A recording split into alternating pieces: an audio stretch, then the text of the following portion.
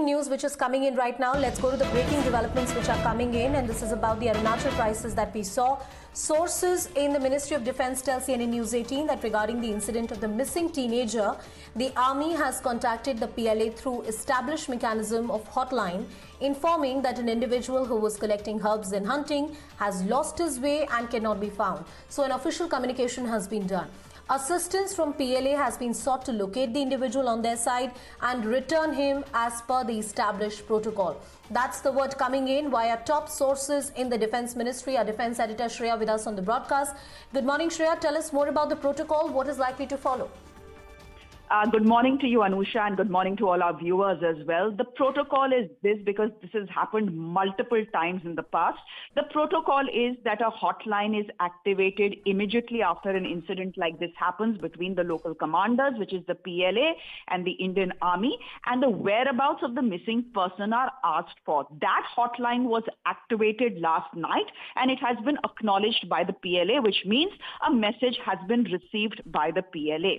Now, if you look at what top defense sources are telling us, there's a difference in what they are saying and a difference in what the BJP MP from Arunachal Pradesh, Tapirgaon, has said. Tapirgaon is talking about abduction very clearly. Okay. He's saying there were two people, two hunters who had gone to hunt together. Both of them were abducted. One escaped the PLA, came back and reported to us that this is what has happened to his friend. In fact, the Arunachal Pradesh police has been made aware of the incident as well. But if you see what top army sources are saying, they are saying he's possibly lost his way, was hunting, collecting herbs.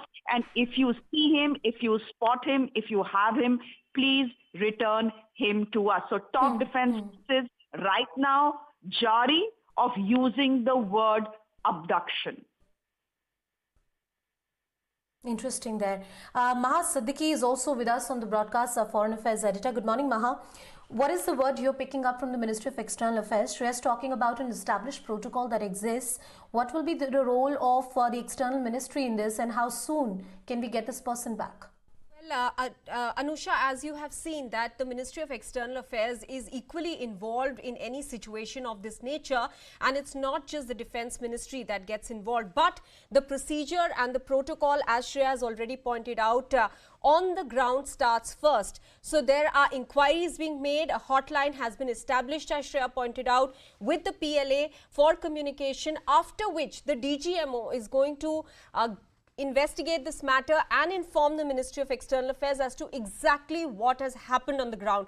Because from what sources are saying that this youth lost his way, but Tapirgaon, who's a BJP MP from Arunachal Pradesh, has very clearly stated that this is a case of abduction.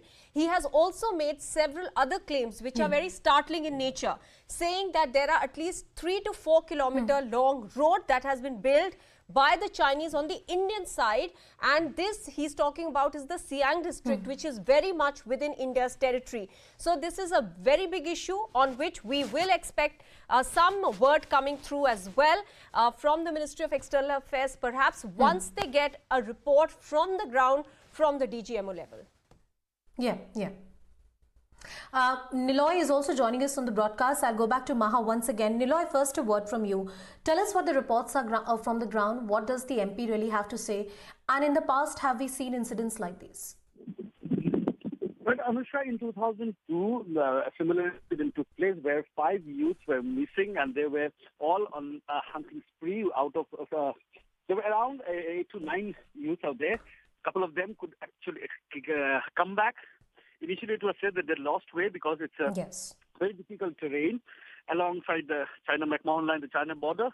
And somehow they were not retrieved. And so finally, the army had to establish a hotline, and then there was a response from the other side. And eventually, the PLA released these 5 youth.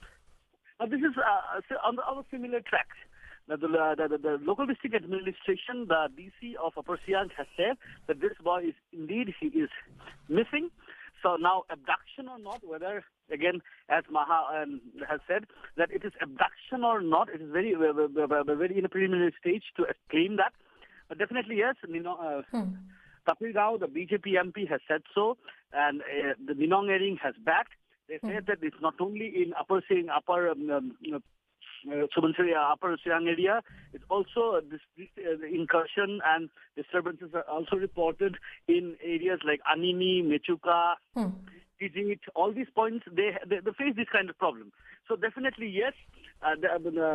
Tapigam has also mentioned about a 3-kilometer road built inside Indian territory. Now, this is again a very serious concern which needs to be looked into. As for now, the MEA has definitely a bigger role to play, and also the Home Ministry, which needs to actually initiate the ground action, which the army in fact has done. The hotline has been established.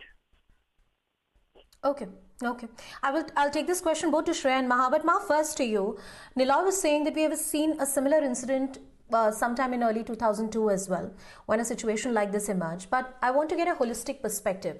Is this just about a person going missing / abduction, or this should be seen as the part of the larger Chinese design of expansion of infrastructure, of their territories, of a Chinese mindset, or trying to lure the people living in the border areas? How does the Ministry of External Affairs really view this? Anusha, that about the timing. We are seeing already a friction between India and China that is ongoing in eastern Ladakh. We have also seen attempts, and Shreya reported this last year as well, of building of dual-use villages, and this has been across the other side of Arunachal Pradesh. These villages are clearly, as the name suggests, dual-use. They are trying to get Chinese people to not just inhabit some of these areas which have so far not been inhabited by anybody. Moreover, these villages can double up as military bases as and when required. So there has been a pattern of movement as far as China is concerned, which is a matter of grave concern.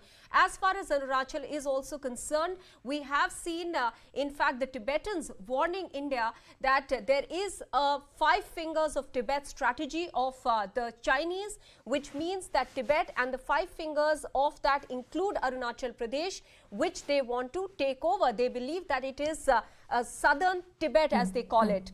And therefore, any movement in Arunachal becomes extremely important. Now, what Tapir Gao is saying, Anusha, with regards to the infrastructure development, this also cannot be dismissed as a difference in perception of the LAC, which we see sometimes both sides dismissing any such, point of controversy that emerges. Because according to his claim, this stretch of the road by the Chinese is coming well within the Indian territory, well within the Siang district.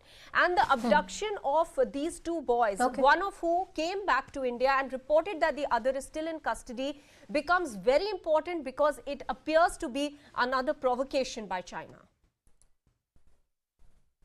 Please stay with us, Maha. I'll go to Shreya and take the same question from her. But before that,